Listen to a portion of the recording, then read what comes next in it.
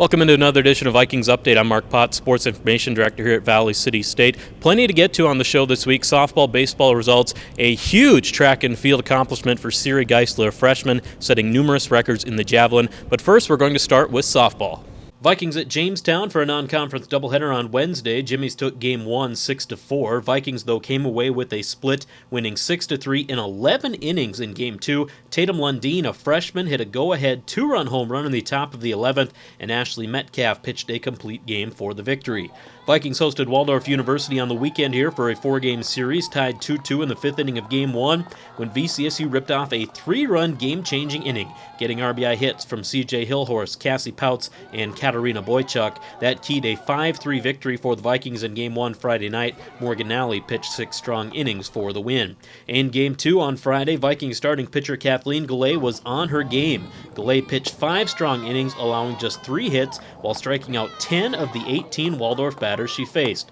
VCSU led 8-2 entering the bottom of the 6th inning when C.J. Hillhorst ended the game with a walk-off 3-run home run to deep center field. Vikings earned the 11-2 victory behind a big game from Hillhorst. She also opened the scoring with a 2-run home run in the first inning, finished with 3 hits and 6 RBIs. In the first game on Saturday, Vikings were held down by Waldorf's pitchers as VCSU managed just 2 hits and 1 run in a 2-1 loss. In Game 2, Viking bats came alive again. Katarina Boychuk tied the game up with this RBI single, and then Cassie Pouts delivered the big blow, a deep 3-run home run to right center field that put VCSU up 5-2. Vikings went on to win 6-2. Morgan Nally pitched a complete game, striking out 7 and allowing just 7 hits to earn the victory. VCSU improves to 30-11 overall and is now 11-5 in conference play. Big week for C.J. Hillhorst, earned her the NSAA Player of the Week honors. She batted .536 with 13 RBIs and 4 home runs in 8 games. She extended her hitting streak to 15 games. Busy week coming up for the Vikings. Host rival University of Jamestown for 2 conference games Tuesday at 3 p.m. Those games will be televised on Beck Prime, weather permitting. Then this weekend, Vikings are scheduled to go to Dakota State for doubleheaders on Saturday and Sunday. We'll talk with Viking head coach Mike Mook later in the show. Moving on to Viking baseball, VCSU was in action Wednesday at North Dakota State University. 9th inning rally fell short for the Vikings as they left the bases loaded in a 6-5 loss to the Bison. On to the weekend, a gauntlet of a schedule continued for Valley City as they hosted number 10 ranked University of Jamestown on Friday night. VCSU lost 2-1 in 11 innings to the Jimmies, 2 hits each by Ben Brunges and Nate Bagby in the loss.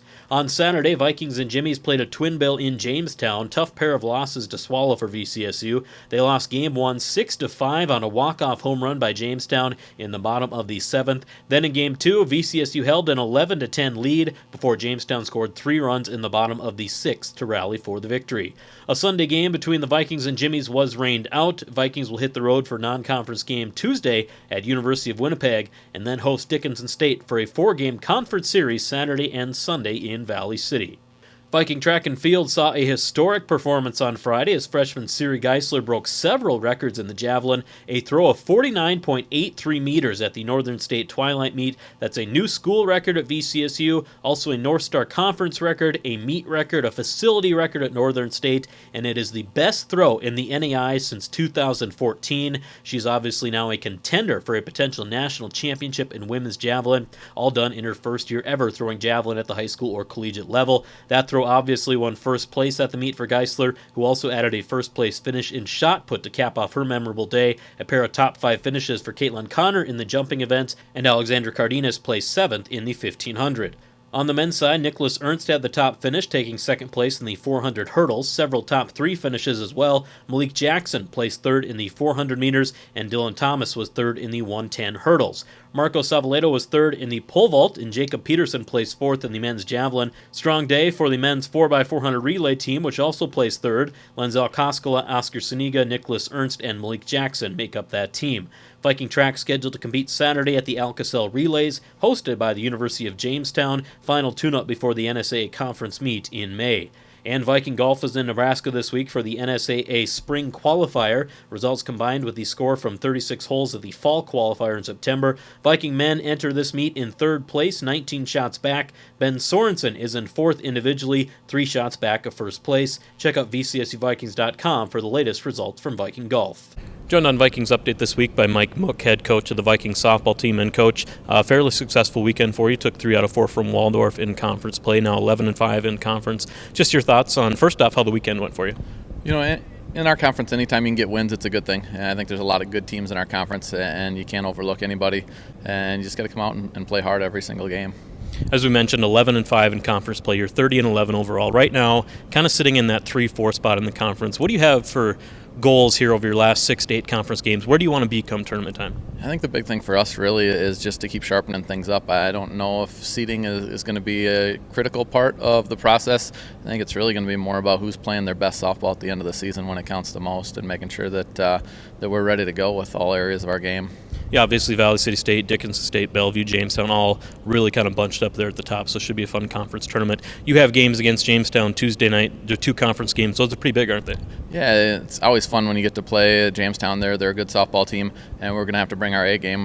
We split with them earlier this year, and I'm sure they're going to be fired up to come out and play us, and I'm sure our kids are going to be excited to get a chance to play them at home. When you look at your team, what are some of the things that you're doing well this late in the season, and what areas do you have to work on? I think we're hitting the ball well right now, and I think no matter what kind of pitching we face, we are able to put the ball in play and put pressure on other teams. I think we play good defense at times, and I think we pitch well at times. I think the key for us is going to be getting all 3 of those areas to be on when it counts the most. Right. Offensively, you've got some key contributions from a lot of players over the last couple weeks. 2 that really stand out to me: Katie Cameron, CJ Hillhorst, both top 20 in the nation in batting average. CJ just named the conference player of the week. A couple seniors for you leading the way, aren't they? Yeah, absolutely. Our seniors are doing a great job. They're the kids that just show up every day at practice and they get the job done. I think it's fun to see them be successful because they've worked hard all year and they deserve it. Coach, appreciate the time. It's been fun watching you, and definitely looking forward to a good run in the conference tournament. Thank you.